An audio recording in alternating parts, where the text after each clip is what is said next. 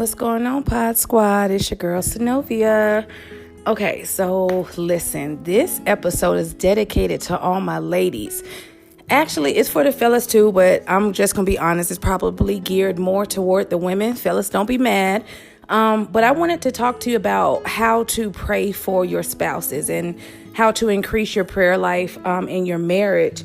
I get asked this quite often, especially with, it's no secret, the book that I wrote, Pray and Obey, Ready or Not, Here I Come, talks about how God called me this year in 2020. And I said yes, but did not really know what I was saying yes to. And part of my purpose and part of my calling is that my marriage would be a testament of his grace and his glory, that he would use my marriage to build a kingdom marriage so I could show others if he did it for us, he could do it for them as well. So I say all of that to say I am asked quite often, how to properly pray for your husband or your spouses. And like I said, fellas, this can go towards you also, but I'm really talking to the ladies tonight because we tend to be the prayer warriors in the family. And I apologize if I offend anyone with that statement, but I'm just keeping it real. Usually in a home, it starts with the woman first who, gets saved first, or she's the prayer warrior, praying for her husband, praying for her children and so forth. And fellas, if that's you, then hands down, kudos to you for, stepping it up. But one of the things that God had been speaking to me about, instead of just coming to him with this long laundry list, which many of us do, if we're going to be honest, saying, God, make my husband this way and make him do this and make him change him for this and make him talk this way and make him do these things and make him stop doing those things and make him stop talking to this person, make him talk to this person. You get it, yada, yada, yada. God is like, instead of bringing him a laundry list, we have to be okay with the changes that he's doing within our spouse. The same way he changed us and changed us on the inside before he changed what our circumstances were or what they look like on the outside. God does the inside work first. And like I said, one of the things that he recently had just been speaking to me about was coming to him with an open heart. Lord, help us to both have a yes spirit. Help my husband and I to both have a yes spirit. What do I mean by that? Lord, help us to have a yes spirit and have our hearts desire the things that you desire for us. Help us to both love each other the way you intended for us to love each other. Help us to pray for each other the way you intended for us to pray for each other. Help us to fulfill each other's desires the way you intended for us to fulfill them. Help us to treat one another the way you intended for us to treat one another. Help us to honor our vows the way you intended for us to honor our vows. And I say that you guys kind of get the hint, but when you have that type of mindset and that type of prayer life, basically you're saying, Lord, I come to you humbly. I come to you with an open heart, ready to receive.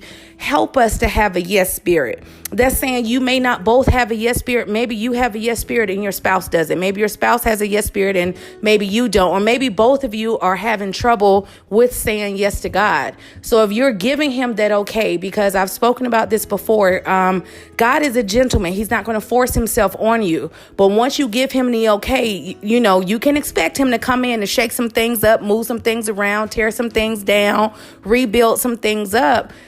We got to remember, if we're asking God to help us build our marriages, a lot of times, first off, God doesn't think the way we think. So when you're asking for God, Lord, help us to build our marriage up, God is probably going to tear down what's not like him.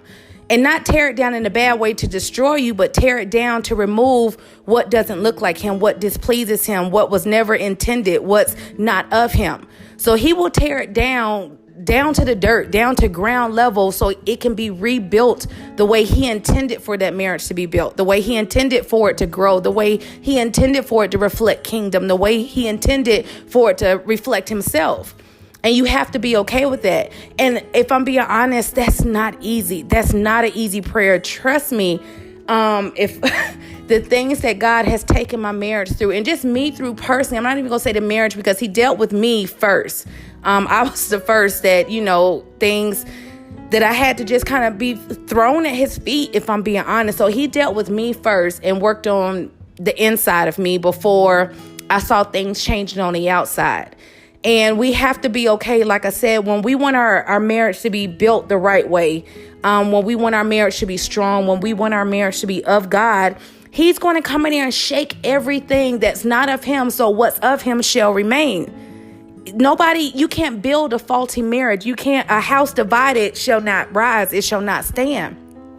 And when you are okay with allowing God to do the inside work and the time that it takes to do the inside work. If I'm being honest, usually I'm not going to lie. I'm always asking God, like, well, how much longer? I know you're still working on me on the inside. And I know, you say you do your best work in the dark. And so I know you're working on my spouse as well. But show me some things on the outside that you're doing on the inside. And sometimes God will reveal, even if it's something so small. I'm so thankful for that. He'll just show little previews of what he's doing behind the scenes, because God does do his best and most powerful work in the dark, and he's more powerful, and has the most strength in our weakness. But we have to, like I said, if we can change our mindset and change our prayer life, first of all, to come to him and say, help us to both have a yes spirit. Even if you just start there, it will be a complete and total game changer. Lord, help us to both have a yes spirit. Help me to speak to my husband the way you intended for me to speak to him. And I say, if you go to him in prayer and say things for both ways, you don't have to kind of speak about your prayers and then come in and speak, to fill in how you want your husband to be. Lord, help me to receive the changes that you're doing within my husband. Help me to have an open mind and an open spirit to the change that you're doing within him. Help my husband to have an open mind and an open spirit to the change that you're doing within me. If you start off with, Lord, help us to have a yes spirit, you've already set the bar. You've already laid the playing field right there. You then are allowing God to come in and change your minds the way he wants to change them. Change your hearts the way he wants to change them. Reveal himself the way he wants to be, revealed or known or established. Help us to love each other the way you intended for us to love each other. It's all about perspective. When we see things through God's perspective, and his perception on things, it changes the game. So I encourage you to, instead of saying, do this for my spouse, do this, help him stop doing this, help him to make him change him, like you're putting together your Mr. Potato Head. And God is like, well, what if the things that you require or desire of your husband is not what I have in mind for him? You have to be okay with that. So the easiest way that I have found, to deal with that is help us to both have a yes spirit. Help us to both have a spirit of compassion for you. Draw us both closer to you. Help us to see ourselves the way you see us. Help us to see each other the way you see us. Help us to see our marriage through your lens and your perspective. Help us to have that burning desire, that passion for each other the way you intended for us to have it. And when you say that, that's telling God, that's coming to God saying, let his will be done, not yours.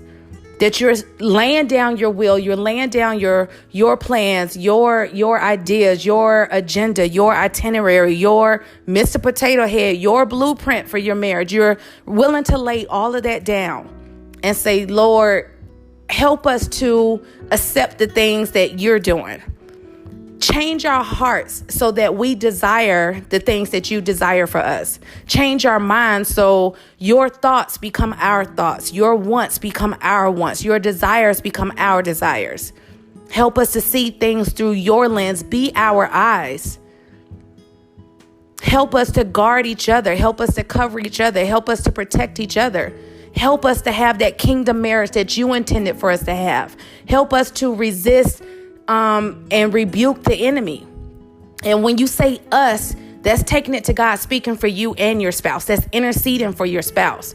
It's great if you two can pray together, but in some homes, it doesn't always start off like that. And I remember I used to speak to my grandmother about that, and she was saying, if you guys don't pray together, you are as one. Intercede for him, pray for him.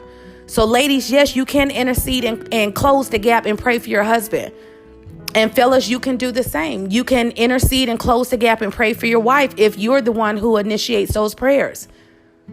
You can also, God just wants to be dependent on in every area of your life, especially the marriage, because the marriage reflects him. It reflects the kingdom. So ask him, God, help us to pray for each other the way you intended for us to pray for each other. Help us to pray together the way you intended for us to pray together. Help us to read our word together. Help us to worship together. Help us to serve together. Help us to encourage each other to fulfill the purpose that you've placed down on the inside of each of us. But when you do the help us, that's coming to him humbly. Help us. Help us to do this. Help us to see things this way. Help us to perform this. That will change the game, not only for your prayer life, but it will also change it for your marriage, because you're willing to accept the changes that God wants to do. Rather than you going to him with that laundry list. And I too, I'm guilty of that. I'm speaking from experience. I too was one that went to him with a whole to-do list. Lord, do this with my husband. Make him stop doing this.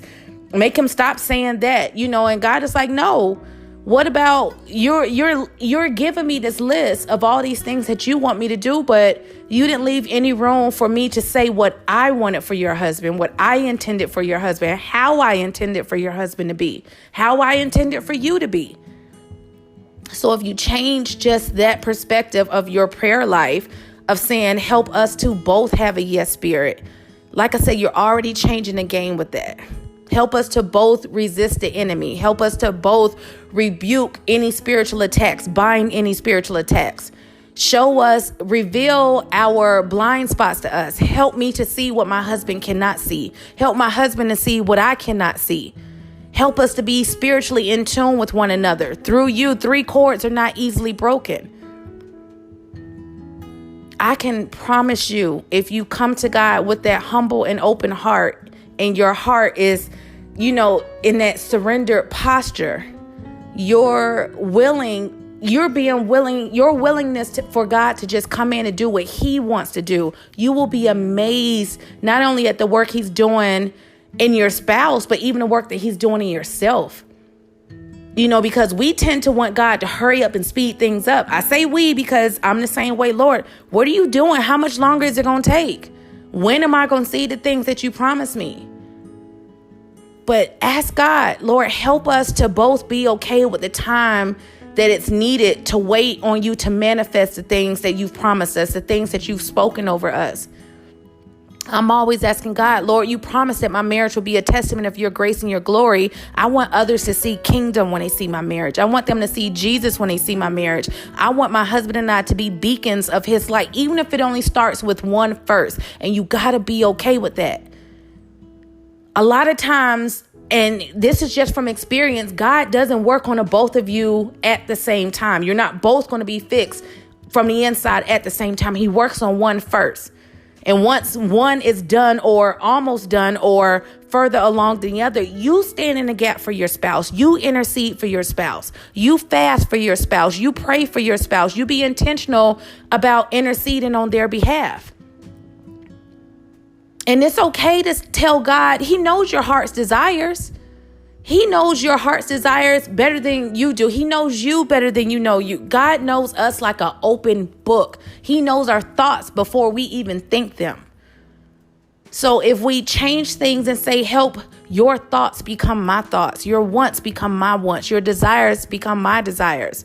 Help my heart to desire the things that you desire for me and my marriage, for me and my family. Show us our marriage through your lens and your perspective. And you see how that changes versus just going to God with the laundry list. Lord, make him this way. Or fellas, Lord, make her this way. Make her stop doing this. Make her do this. I want this. I want that. And we tend to do that. And God is like, but you didn't ask me or give me any time to speak on the things that I wanted for you. The things that I wanted for your marriage. The very reason I place you two together. God will reveal, he will begin to reveal even small changes. I don't care how big or how small. God is so faithful. He will begin to reveal on the outside those changes that he's doing on the inside. But when you say you're willing for it to be his desires and not your own, his will and not your own, you'll be okay with the time that it's taking to work on the inside of your spouse or work on the inside of yourself or change your mind and change your spouse's mind. Help us to be on one accord the way you intended for us to be. Help me to fulfill his desires the way you intended for me to fulfill them. Help me to show him grace. Better yet, help us to show each other grace the way you intended for us to show grace, the way you gave us grace. Help us to forgive each other the way you have forgiven us. Help us to be kind to each other. Help us to honor one another. Help us to treat each other the way you intend. And when we do this, like I said, that changes everything. Not only will you begin to see that work that God is doing within your spouse, you'll see things differently also. What used to bother you doesn't bother you. What seems like it was taking forever for God to do that work within on your spouse, you're okay with that. You're okay with the changes. You're okay with the time that it's taken. You're okay with God working on the inside of you also. Because let's be honest, we're not perfect. Yes, we want God to fix our spouses and help us to be on one accord and do this and do that. But growth is what am I trying to say? Help me, Lord. Growth is a consistent change.